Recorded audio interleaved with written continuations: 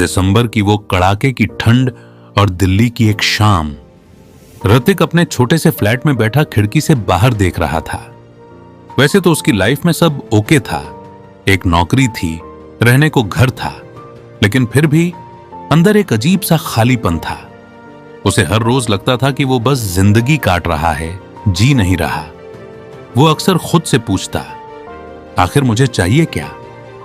एक रात बिस्तर पर लेटे लेटे जब वो बोर होकर मोबाइल स्क्रॉल कर रहा था तो उसकी नजर एक किताब के रिव्यू पर पड़ी। किताब का नाम था हाउ टू बी डिसिप्लिन्ड, जिसे शेल्डन हाउ ने लिखा था। टाइटल पढ़ते ही उसके दिल से आवाज आई कि शायद इसी चीज की उसे सबसे ज्यादा जरूरत है। उसने बिना ज्यादा सोचे बाय नाउ पर क्लिक कर दिया। 3 दिन बाद पार्सल आया। ऋतिक किताब लेकर बालकनी में जा बैठा। ठंडी हवा चल रही थी और मेज पर गर्मा गर्म चाय की प्याली रखी थी। उसने पहला पन्ना पलटा। जैसे जैसे वो पढ़ता गया उसे लगा कि कोई उसे आईना दिखा रहा है। किताब में साफ शब्दों में लिखा था, अनुशासन की शुरुआत होती है एक स्पष्ट लक्ष्य से। अगर आपको अपनी मंजिल पता है तो रास्ता अपने आप दिखने लगता है। ऋतिक सन्न रह गया। वो हमेशा बड़े बड़े ख्वाब देखता था। मैं अपनी कंपनी शुरू करूंगा या मैं मार्केटिंग का एक्सपर्ट बनूंगा, लेकिन उसने कभी यह नहीं सोचा था कि यह सब होगा कैसे। उसके पास कोई प्लान नहीं था। उसने आगे एक लाइन पढ़ी जिसने उसे हिलाकर रख दिया, अगर तुम्हें यही नहीं पता कि तुम्हें जाना कहां है तो तुम कहीं नहीं पहुंच पाओगे। ऋतिक ने तुरंत किताब बंद की। वो सीधा अपने कमरे के सबसे शांत कोने में गया और अपनी डायरी उठाई। उसने तय किया कि आज वो हवा हवाई सपने नहीं बल्कि सच्चाई लिखेगा। उसने डायरी में 3 पक्के वादे लिखे। 1, मुझे अपनी फिटनेस सुधारनी है। अगले 6 महीने में 10 किलो वजन कम करना है। 2, डिजिटल मार्केटिंग के 3 एडवांस कोर्स पूरे करने हैं। 3, और हर महीने कम से कम 5 नई किताबें पढ़नी हैं। लिखने के बाद उसे एक गहरा सुकून मिला। ऐसा लगा जैसे धुंध हट गई हो और रास्ता साफ हो गया हो। अगली सुबह उसने पूरे जोश में 6 बजे का अलार्म लगाया, लेकिन जैसे ही घंटी बजी आदत से मजबूर हाथ ने स्नूज बटन दबा दिया। बस 5 मिनट और, उसने नींद में बड़बड़ाया। वो 5 मिनट कब 1.5 घंटे में बदल गए पता ही नहीं चला। जब आंख खुली तो घड़ी में 7:30 बज रहे थे। ऋतिक झल्ला उठा, शिट यार, आज फिर वही गलती, मुझसे कुछ नहीं होगा। तभी उसे अपनी नई किताब की याद आई। उसने बुक उठाई और उसे एक लाइन दिखी, असफलता, फेलियर इस सफर का ही एक हिस्सा है। छोटी मोटी रुकावटों से हार मत मानो, बस वापस अपने ट्रैक पर लौट आओ। यह पढ़कर ऋतिक के चेहरे पर मुस्कान आ गई। वो समझ गया कि गिरना बुरा नहीं है, बल्कि गिरकर वहीं पड़े रहना बुरा है। उसने खुद को माफ किया और अपने दिन की शुरुआत करने चल पड़ा। ऋतिक ने हार नहीं मानी। उसने सोचा, कल की शुरुआत एक नई रणनीति के साथ होगी। उस शाम उसने अपने कमरे की दीवार पर एक बड़ा सा चार्ट चिपका दिया। उसने अपने बड़े सपनों के बगल में छोटे छोटे चेक बॉक्स बना दिए। अब नियम सरल था, जैसे ही कोई काम पूरा हो उस बॉक्स में एक टिक लगाना है। यह सुनने में बचकाना लग सकता है, लेकिन जब ऋतिक ने पहले बॉक्स पर टिक लगाया तो उसे एक अजीब सी जीत का एहसास हुआ। अगले कुछ दिनों में उसने धीरे धीरे सुबह उठने की आदत डाल ली। वो पास के पार्क में जॉगिंग के लिए गया। ठंडी हवा और आसपास दौड़ते लोगों को देखकर उसे महसूस हुआ कि हाँ यार, अब जिंदगी बदलनी ही पड़ेगी। घर आकर उसने किताब का अगला पन्ना पलटा। वहां एक बहुत काम की बात लिखी थी, अपने बड़े लक्ष्यों को छोटे छोटे आसान टुकड़ों में तोड़ दो। बहुत बड़ा लक्ष्य अक्सर डरा देता है। ऋतिक को अपनी गलती समझ आ गई। वो एकदम से सुपरमैन बनने की कोशिश कर रहा था। उसने तुरंत अपना प्लान बदला। मैं पहले दिन ही मैराथन नहीं दौड़ूंगा, उसने तय किया। पहले हफ्ते सिर्फ 15 मिनट दौड़ना है, अगले हफ्ते 20 मिनट और फिर धीरे धीरे समय बढ़ाना है। यह तरीका काम कर गया। वो किताब का हर एक शब्द अपनी जिंदगी में उतारने लगा। लेकिन कहते हैं ना, जिंदगी सीधी लकीर में नहीं चलती। एक दिन उसकी मां का फोन आया। उनकी आवाज में थोड़ी नाराजगी थी। बेटा, पिछले 2 हफ्तों से तूने फोन तक नहीं किया। हम यहां कितने परेशान हैं, तुझे पता भी है। ऋतिक सन्न रह गया। उसे झटका लगा। अपने करियर और फिटनेस के पीछे भागते भागते वो ये भूल ही गया था कि उसकी जिंदगी में कुछ लोग और भी हैं जो मायने रखते हैं। उसने मां से माफी मांगी और उनसे ढेर सारी बातें की। उस दिन उसने अपनी डायरी में एक नया नियम जोड़ा। नंबर 4, हर हफ्ते अपने माता पिता को फोन करना है और उनके साथ वक्त बिताना है। अब ऋतिक बदल रहा था। हर रात सोने से पहले वो अपने दिन का हिसाब किताब लगाता। अगर कोई काम छूट जाता तो उसे अगले दिन की लिस्ट में डाल देता। उसे समझ आ गया था कि लक्ष्य, गोल्स सिर्फ डायरी में सजाने के लिए नहीं बल्कि जीने के लिए होते हैं। दोस्तों, ऋतिक की कहानी अभी तो बस शुरू हुई है। शेल्डन हाउ की किताब में अभी बहुत से राज छिपे हैं। अगर आपको यह समरी पसंद आ रही है और आप ऋतिक की तरह अपनी लाइफ बदलना चाहते हैं तो हमारे चैनल को सब्सक्राइब जरूर करें। आपका एक लाइक हमें बहुत मोटिवेट करता है। चलिए अब देखते हैं आगे क्या हुआ। ऋतिक के दीवार वाले चार्ट पर अब काफी सारे टिक लग चुके थे। उसका कॉन्फिडेंस 7वें आसमान पर था। अब बारी थी अगले चैप्टर की। उसने पन्ना पलटा। चैप्टर का नाम था डेवलप अ रूटीन, एक रूटीन बनाओ। यह पढ़ते ही ऋतिक के चेहरे की हवाइयां उड़ गईं। रूटीन, यही तो उसकी सबसे बड़ी कमजोरी थी। उसकी जिंदगी किसी टूटी हुई घड़ी जैसी थी। कभी रात को 2 बजे सोना, कभी सुबह 10 बजे उठना। वीकेंड्स तो बस सोफे पर पड़े पड़े निकल जाते थे। किताब में लिखा था, एक सही रूटीन आपको बांधता नहीं बल्कि आजाद करता है। जब आप हर काम के लिए समय तय कर लेते हैं तो आपका दिमाग भटकना बंद कर देता है और आपकी प्रोडक्टिविटी दोगुनी हो जाती है। ऋतिक ने गहरी सांस ली। उसे समझ आ गया कि अगर सच में कुछ बड़ा करना है तो यह आवारागर्दी वाला लाइफस्टाइल छोड़ना होगा। उसने तुरंत कलम उठाई और अपना परफेक्ट टाइम टेबल बनाया। सुबह 6 बजे उठना बिना स्नूज किए, 6:15 से 7 कसरत एक्सरसाइज, 8 से 12 काम, दोपहर 1 से 5 फिर से काम और शाम को 1 घंटा सिर्फ नई स्किल्स सीखने के लिए, और रात 10 बजे लाइट ऑफ और नींद। प्लान बनाना तो आसान था, असली इम्तिहान तो कल सुबह होने वाला था। अगली सुबह 6 बजे अलार्म बजा। ऋतिक का हाथ अपने आप स्नूज बटन की तरफ बढ़ा। नींद बहुत प्यारी लग रही थी, लेकिन तभी उसके दिमाग में घंटी बजी। अगर आज नहीं उठा तो फिर कभी नहीं बदल पाऊंगा। उसने झटके से रजाई फेंकी और खड़ा हो गया। शुरुआत के कुछ दिन बहुत भारी पड़े। कसरत करते वक्त शरीर टूटता था, काम करते वक्त नींद आती थी। उसे कई बार लगा कि क्या जरूरत है इतना लोड लेने की, लेकिन उसने किताब की वो लाइन याद रखी, शुरुआत में आदत बनाना पहाड़ चढ़ने जैसा होता है, लेकिन अगर आप रुके नहीं तो बाद में यह सब ऑटोमेटिकली हो जाता है। और वही हुआ। धीरे धीरे उसे इस रूटीन में मजा आने लगा। इसका सबसे बड़ा असर उसके ऑफिस में दिखा। पहले जो काम करने में उसे पूरा दिन लगता था, अब वो लंच से पहले ही खत्म हो जाता था, क्योंकि उसका फोकस अब लेजर की तरह तेज था। एक दिन उसके मैनेजर ने उसे केबिन में बुलाया। ऋतिक डर गया, लेकिन मैनेजर ने मुस्कुराते हुए कहा, ऋतिक, पिछले 1 हफ्ते में तुमने जितना काम किया है उतना तो पूरी टीम ने मिलकर नहीं किया। सब ठीक तो है ना? ऋतिक ने मुस्कान दबाते हुए बस इतना कहा, जी सर, सब ठीक है, बस जिंदगी में थोड़ा डिसिप्लिन आ रहा है। शाम को घर लौटते वक्त ऋतिक ने एक बात महसूस की। रूटीन का मतलब सिर्फ घड़ी की सुइयों के साथ भागना नहीं है, बल्कि यह जिंदगी को सुलझाने का एक तरीका है। उसने अपने खाली समय में अब फालतू चीजें छोड़कर अच्छी किताबें पढ़ना शुरू कर दिया। लेकिन जिंदगी इतनी सीधी नहीं चलती। इम्तिहान तो होना ही था। एक रविवार की दोपहर उसके दोस्त राहुल का फोन आया। और भाई ऋतिक, आज शाम को नई मूवी देखने चलें? बहुत बढ़िया रिव्यू हैं उसके। ऋतिक एक पल के लिए ठिठक गया। उसका रूटीन कहता था शाम 6 से 8 बजे तक पढ़ाई, अगर वो मूवी गया तो उसका टारगेट मिस हो जाएगा। उसने मना करने के लिए मुंह खोला, लेकिन फिर रुका। उसने सोचा, क्या डिसिप्लिन का मतलब यह है कि मैं रोबोट बन जाऊं? क्या मुझे अपनी खुशियों का गला घोंटना होगा?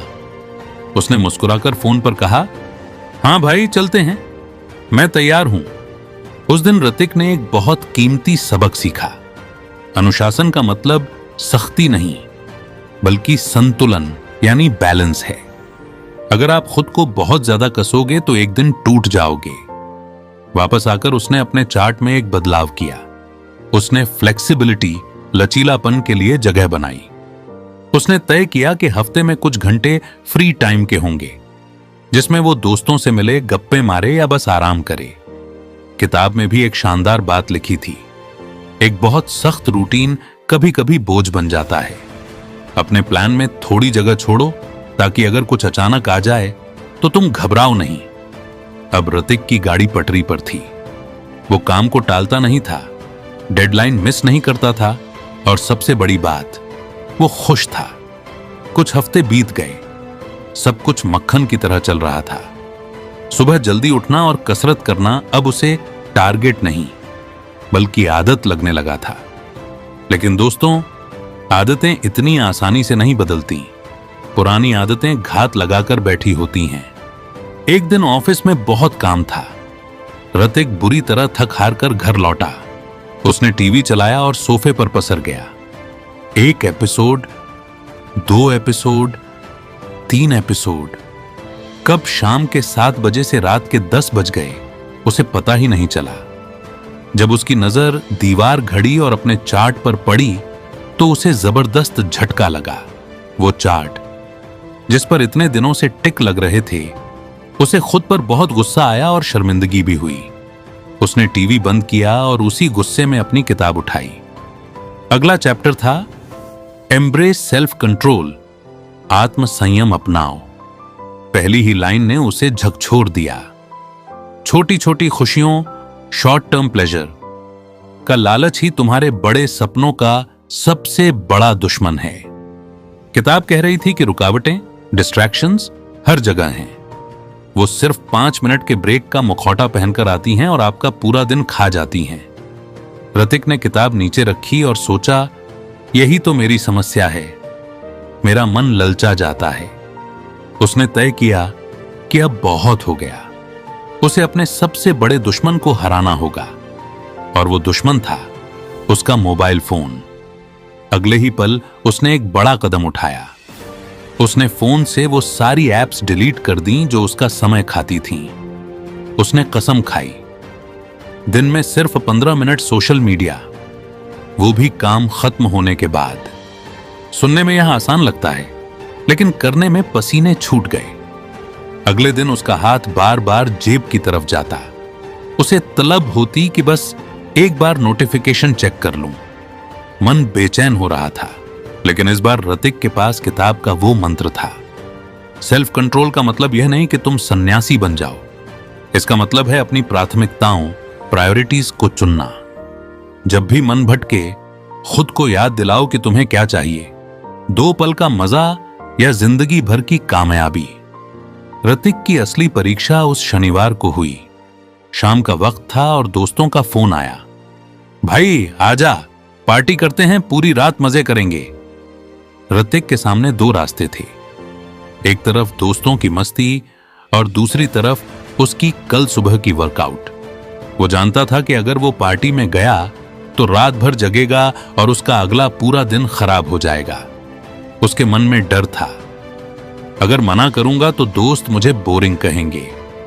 लेकिन तभी उसे किताब की एक बात याद आई, हर बार जब आप किसी मजे को ना कहते हैं तो आप उस इंसान के एक कदम करीब पहुंच जाते हैं जो आप बनना चाहते हैं। ऋतिक ने गहरी सांस ली और दोस्तों को मना कर दिया। उसने साफ कह दिया, सॉरी यार, अभी मेरा फोकस कहीं और है। यह करना आसान नहीं था। उसे लगा कि उसने कुछ खो दिया है। लेकिन अगली सुबह जब वो उठा और अपना वर्कआउट पूरा किया तो उसे जो गर्व महसूस हुआ वो उस एक रात की पार्टी से कहीं ज्यादा बड़ा था। उस शाम उसने एक लाइन पढ़ी जिसने उसकी सोच बदल दी। अनुशासन का मतलब है चुनाव करना, कि आपको अभी क्या चाहिए और आपको जिंदगी भर क्या चाहिए। अब ऋतिक समझ गया था कि सेल्फ कंट्रोल सिर्फ बड़ी चीजों में नहीं, छोटी आदतों में भी चाहिए। अगले दिन लंच के बाद उसके सामने उसका पसंदीदा गुलाब जामुन आया। उसका हाथ बढ़ा, मुंह में पानी आ गया, लेकिन फिर वो रुका नहीं। उसने खुद से कहा, यह मेरे फिटनेस गोल के खिलाफ है, और उसने मिठाई छोड़ दी।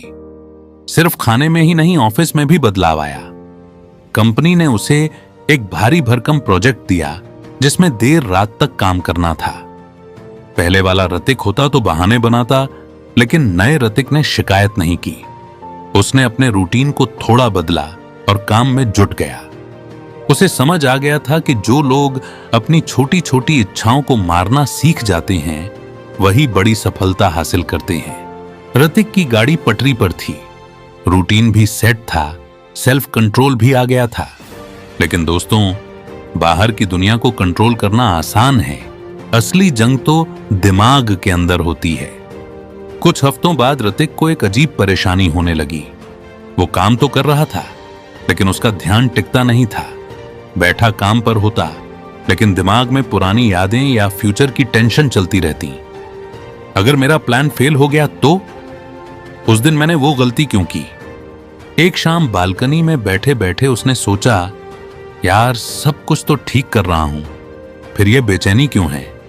तभी उसने किताब खोली। अगला चैप्टर था प्रैक्टिस माइंडफुलनेस, यानी माइंडफुलनेस की प्रैक्टिस करो। किताब में लिखा था, हमारा दिमाग एक बंदर मंकी माइंड की तरह है, जो हमेशा एक डाल से दूसरी डाल पर कूदता रहता है, कभी पास्ट में कभी फ्यूचर में। माइंडफुलनेस उस बंदर को काबू करने का तरीका है। ऋतिक को अपनी समस्या का हल मिल गया। वो या तो बीते कल में जी रहा था या आने वाले कल की चिंता में। वो आज में तो था ही नहीं। अगली सुबह वर्कआउट के बाद ऋतिक ने कुछ नया किया। उसने YouTube पर देखा कि मेडिटेशन कैसे करते हैं और बालकनी में आंखें बंद करके बैठ गया। शुरुआत के 5 मिनट बहुत मुश्किल थे।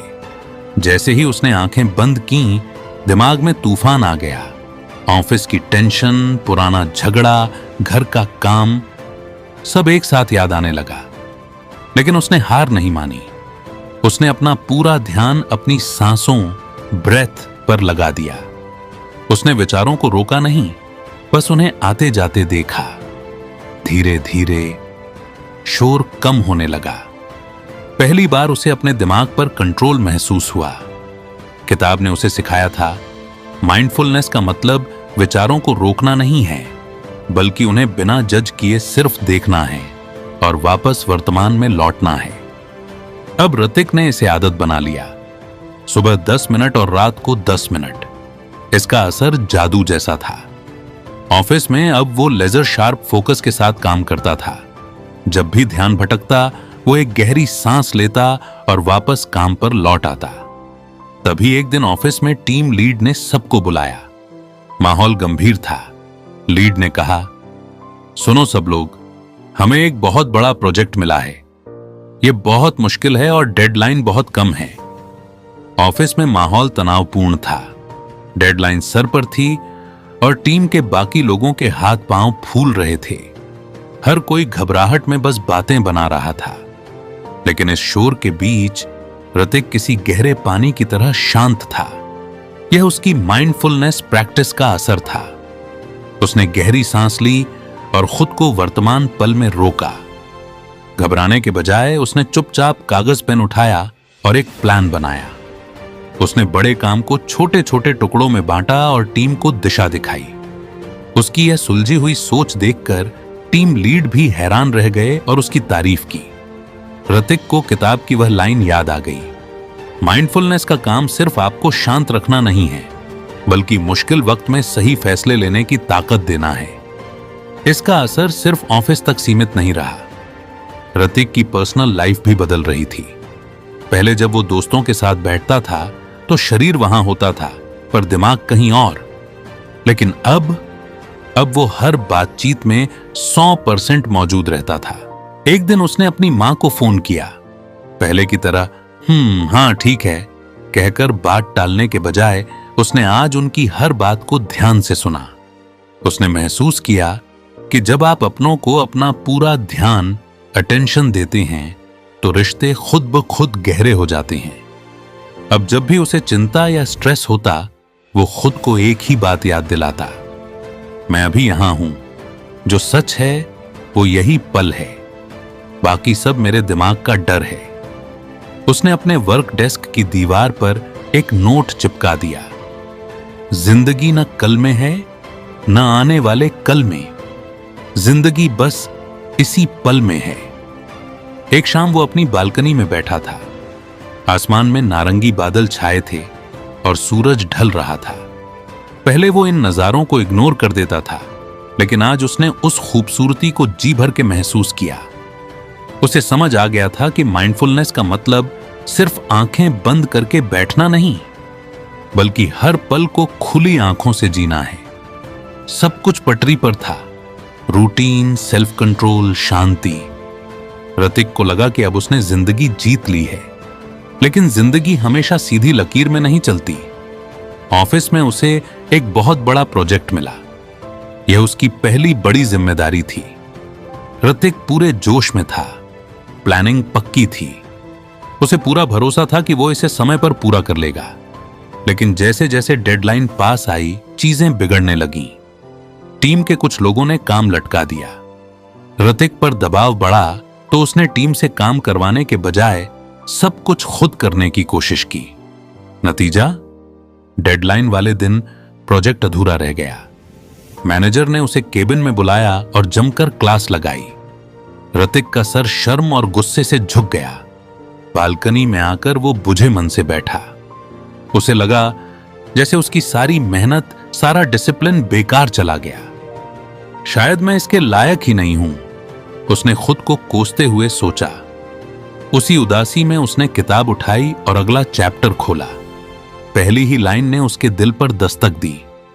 हार अंत नहीं है, हार तो सफलता की सीढ़ी का बस एक पायदान है।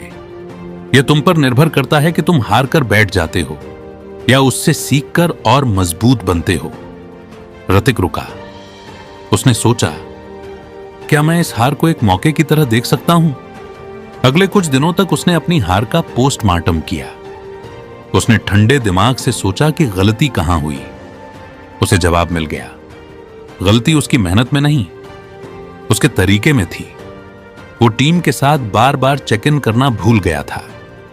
उसने काम बांटने के बजाय खुद हीरो बनने की कोशिश की थी।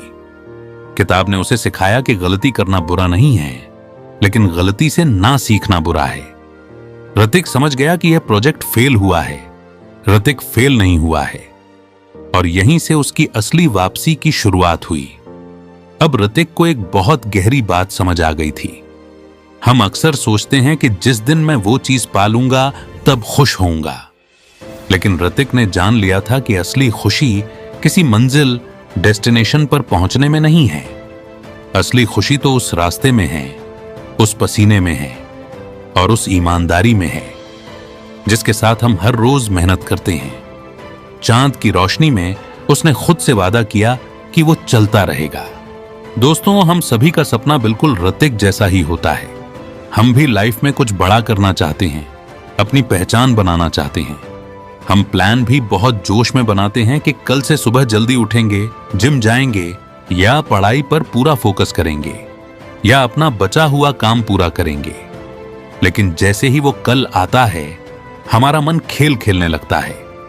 अंदर से आवाज आती है, आज रहने देते हैं यार, कल से पक्का करेंगे। और यही वो कल है जो कभी नहीं आता। इसे ही हम कहते हैं अनुशासन, डिसिप्लिन की कमी। अनुशासन क्या है? आसान शब्दों में समझें तो अनुशासन का मतलब अपने मन को मारना नहीं है। इसका असली मतलब है वो काम करना जो आपके लिए जरूरी है, चाहे आपका मन हो या ना हो।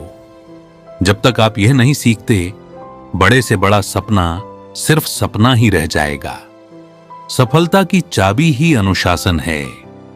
दुनिया के किसी भी सफल इंसान को देख लीजिए, चाहे वो कोई बड़ा खिलाड़ी हो, कोई आर्टिस्ट हो या बिजनेसमैन।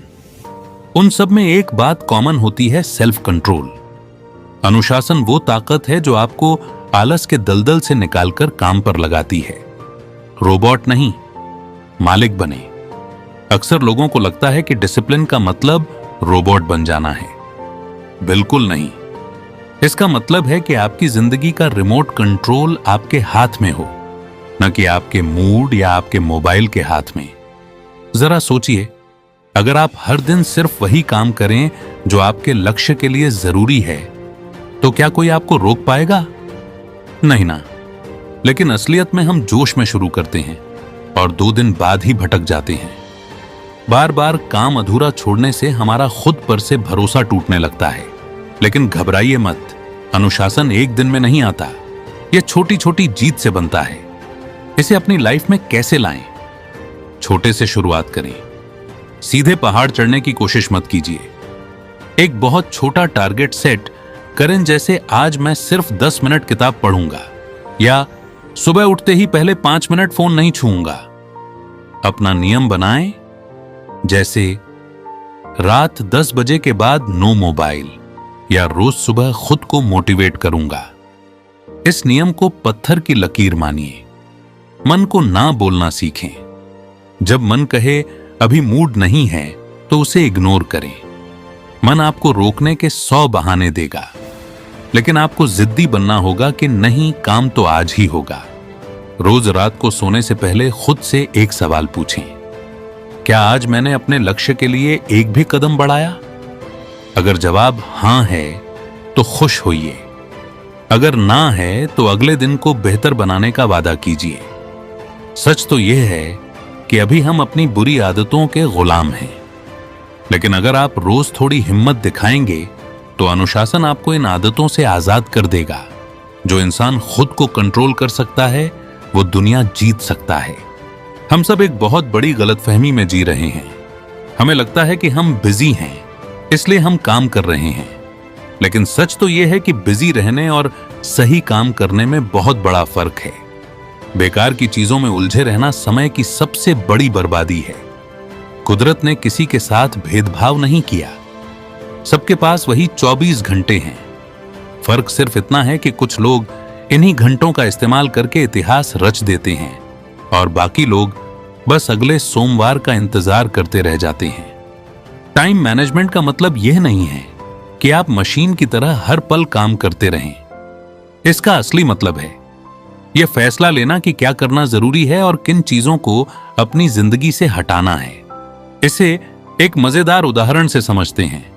मान लीजिए आपकी जेब में एक वॉलेट है जिसमें रोज सुबह 24 सोने के सिक्के आते हैं, हर एक घंटे का एक सिक्का। अब सवाल यह है कि आप इन कीमती सिक्कों को कहां खर्च कर रहे हैं?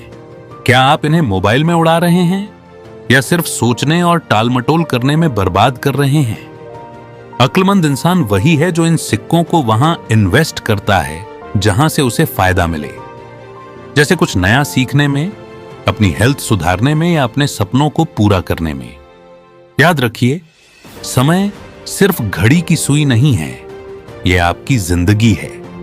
यह हर पल आपको या तो ऊपर ले जा रहा है या नीचे। अगर आगे बढ़ना है तो समय की कद्र करनी होगी। आइए जानते हैं वो आसान तरीके जिनसे आप समय के पक्के खिलाड़ी बन सकते हैं। दिन शुरू करने से पहले सिर्फ 5 मिनट निकालें और लिखें कि आज आपको क्या करना है। सबसे मुश्किल काम सबसे पहले निपटाएं। अगर आपके पास अपना प्लान नहीं होगा तो आप दूसरों के प्लान का हिस्सा बन जाएंगे और वक्त बर्बाद करेंगे। जरूरी और फालतू में फर्क करें। हमें अक्सर लगता है कि हर फोन कॉल उठाना या हर मैसेज का जवाब देना जरूरी है, पर ऐसा नहीं है। यह सब बस आपका ध्यान भटकाते हैं। सिर्फ उन कामों पर फोकस करें जो आपको आपके लक्ष्य के पास ले जाएं। बाकी चीजों को ना बोलना सीखें। 25 मिनट का फार्मूला। पोमोडोरो काम करने का एक शानदार तरीका है। 25 मिनट तक पूरा ध्यान लगाकर एक ही काम करें, फिर 5 मिनट का छोटा सा ब्रेक लें। ऐसा 4 बार करने के बाद एक लंबा ब्रेक लें। इससे आपका दिमाग थकेगा नहीं और काम बिजली की रफ्तार से होगा। दुश्मन को दूर रखें। मोबाइल, जब कोई जरूरी काम कर रहे हो तो मोबाइल को दूसरे कमरे में रख दें या डू नॉट डिस्टर्ब मोड पर लगा दें। आपको पता है, एक बार ध्यान भटकने पर दिमाग को वापस फोकस में आने में 15 मिनट लगते हैं। यानी एक छोटी सी नोटिफिकेशन आपकी 15 मिनट की मेहनत बर्बाद कर सकती है। रात का हिसाब किताब, सोने से पहले खुद से 5 मिनट बात करें। एक सवाल पूछें, आज मैंने ऐसा क्या किया जो मुझे मेरे सपने के करीब ले गया? अगर जवाब अच्छा है तो ठीक, नहीं तो अगले दिन सुधार करने का वादा करें। शिकायत करना बंद कीजिए कि टाइम नहीं है।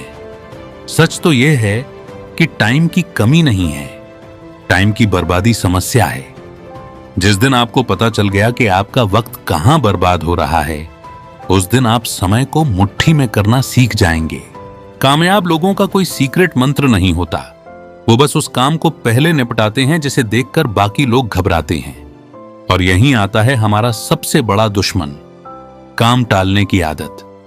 हम सबने कभी ना कभी खुद से यह झूठ बोला है, सोमवार से जिम पक्का, अगले महीने से पढ़ाई शुरू, कल सुबह 5 बजे उठूंगा। लेकिन वो सोमवार और वो कल कभी नहीं आता। फिर हम खुद पर गुस्सा करते हैं, सोचते हैं कि मुझसे क्यों नहीं हो रहा।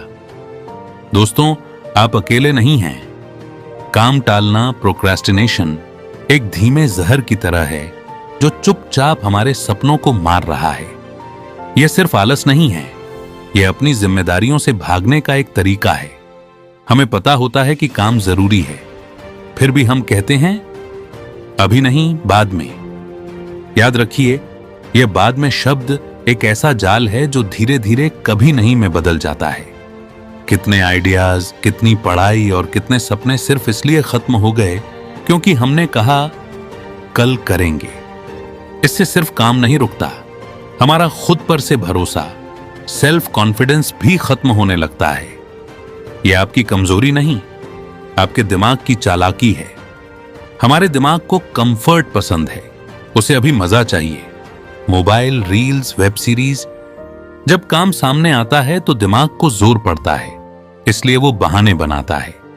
काम टालने के मुख्य 3 कारण होते हैं। परफेक्ट टाइम का इंतजार, हम सोचते हैं जब मूड अच्छा होगा तब करेंगे। सच्चाई यह है कि परफेक्ट टाइम कभी नहीं आता। काम का डर, काम इतना बड़ा लगता है कि हम शुरू करने से ही डर जाते हैं। जैसे इतनी मोटी किताब कौन पढ़ेगा, इसलिए हम उसे खोलते ही नहीं। तुरंत मजा, हम आज की मेहनत से भागकर अभी का मजा चुनते हैं, लेकिन यही मजा कल का पछतावा बन जाता है। अगर आपको अपनी जिंदगी बदलनी है तो बाद में को अभी में बदलना होगा। इसके लिए ये तरीके अपनाएं। जब कोई काम भारी लगे तो खुद से कहिए, मैं इसे सिर्फ 2 मिनट करूंगा। जैसे सिर्फ 2 मिनट किताब पढ़ूंगा या 2 मिनट एक्सरसाइज करूंगा। जादुई बात यह है कि एक बार गाड़ी स्टार्ट हो जाए तो वो चलती रहती है। सबसे मुश्किल काम सिर्फ शुरू करना होता है। पूरे पहाड़ को एक साथ मत देखो। अगर काम बड़ा है तो उसे छोटा कर दो। मत कहो कि पूरा घर साफ करना है, बस कहो अभी सिर्फ अपनी टेबल साफ करूंगा। जब काम छोटा दिखता है तो दिमाग डरता नहीं है। खुद से एक वादा करें, जैसे शाम 6 बजे तक यह काम खत्म करना ही है। इस वादे को उतना ही सीरियस लें जितना आप अपने किसी खास दोस्त से किया वादा निभाते हैं। काम के वक्त अपना सबसे बड़ा दुश्मन यानी मोबाइल दूर रखें। नोटिफिकेशन बंद कर दें। एक भी नोटिफिकेशन आपका ध्यान भटकाकर 15 मिनट बर्बाद कर सकता है। जब आप कोई छोटा सा काम भी पूरा कर लें तो खुद की पीठ थपथपाएं, खुद को शाबाशी दें या 10 मिनट का ब्रेक लें। यह छोटी सी जीत आपको अगला काम करने की ताकत देगी। आज काम टालने में मजा आएगा, लेकिन कल यह बहुत दर्द देगा। वहीं आज की थोड़ी सी मेहनत कल आपको गर्व महसूस कराएगी। अगली बार जब मन कहे कल से, तो उसे डांट कर बोलिए, नहीं बस 2 मिनट, लेकिन शुरुआत अभी। सेल्फ कंट्रोल यानी आत्मनियंत्रण एक सुपर पावर है। यह वह शक्ति है जो आपकी इच्छाओं को नियंत्रित करती है ताकि आप अपने लक्ष्य की तरफ बढ़ते रहें। और सबसे अच्छी बात यह है, यह शक्ति किसी में जन्म से नहीं होती, यह सीखी जाती है। यह एक मांसपेशी मसल की तरह है। जितना इसे इस्तेमाल करेंगे यह उतनी मजबूत होगी। आत्मनियंत्रण के बिना आप कितना भी बड़ा लक्ष्य बना लो, आप हर बार बीच रास्ते से लौट जाओगे। सेल्फ कंट्रोल की कमी हमें तुरंत का मजा, इंस्टेंट प्लेजर के पीछे भागने पर मजबूर करती है। जैसे ही कोई लालच आता है, मीठा खाना, वीडियो देखना, सोना, बातों में लग जाना, हमारा दिमाग कहता है बस थोड़ा सा कर लो, कोई फर्क नहीं पड़ेगा। पर फर्क पड़ता है, क्योंकि बार बार थोड़ा सा ही जिंदगी को बहुत ज्यादा पीछे कर देता है। अब बात करते हैं कुछ ऐसे प्रैक्टिकल तरीकों की जिन्हें अपनाकर आप अपने मन पर काबू पाना शुरू कर सकते हैं। पहचानो कि आपको कब और क्यों बहकाया जाता है। हर किसी के बहकने के अपने ट्रिगर्स होते हैं, जैसे बोरियत, थकान, अकेलापन, चिंता। जब आप जान जाते हो कि कब आप सबसे ज्यादा बहकते हो, तो आप पहले से सावधान हो सकते हो। अपनी दिनचर्या पर नजर डालिए, कब कब आप फिसलते हैं और क्यों। अपने आप से सवाल करो, यह काम क्या मुझे मेरे लक्ष्य के करीब ले जा रहा है। हर बार जब आप किसी गलत आदत की तरफ झुके, बस खुद से एक सवाल करें, क्या यह मुझे वहां ले जा रहा है जहां मैं जाना चाहता हूं। यह सवाल आपके दिमाग को फिर से होश में लाता है। छोटी जीतों का जश्न मनाओ। हर बार जब आप खुद पर काबू पाते हो तो खुद को शाबाशी दो, एक टिक लगाओ, छोटा इनाम दो, या बस खुद से कहो, देखा तू कर सकता है। यह पॉजिटिव एनर्जी आपके अंदर और कंट्रोल पैदा करेगी। तो एक बार ना कहने की आदत डालो। हर दिन सिर्फ एक बार किसी ऐसी चीज को ना कहो जो आपको नुकसान पहुंचाती है। आत्मनियंत्रण का मतलब यह नहीं कि आप अपनी इच्छाओं को मार दें, बल्कि यह है कि आप अपनी इच्छाओं के मालिक बने, गुलाम नहीं। जब दिल कहे चल छोड़, आज मत कर, तब दिमाग कहे नहीं तू कर सकता है, और तू करेगा। और जैसे जैसे आप यह कहते जाएंगे, आप खुद को एक नई ऊंचाई पर पहुंचते देखेंगे, जहां आपकी जिंदगी आपके हाथों में होगी। तो दोस्तों, यह सफर यहीं खत्म नहीं होता, बल्कि असली काम तो अब शुरू होता है। याद रखिए, सिर्फ वीडियो देखने से जिंदगी नहीं बदलती, सीखी हुई बातों को आजमाने से बदलती है।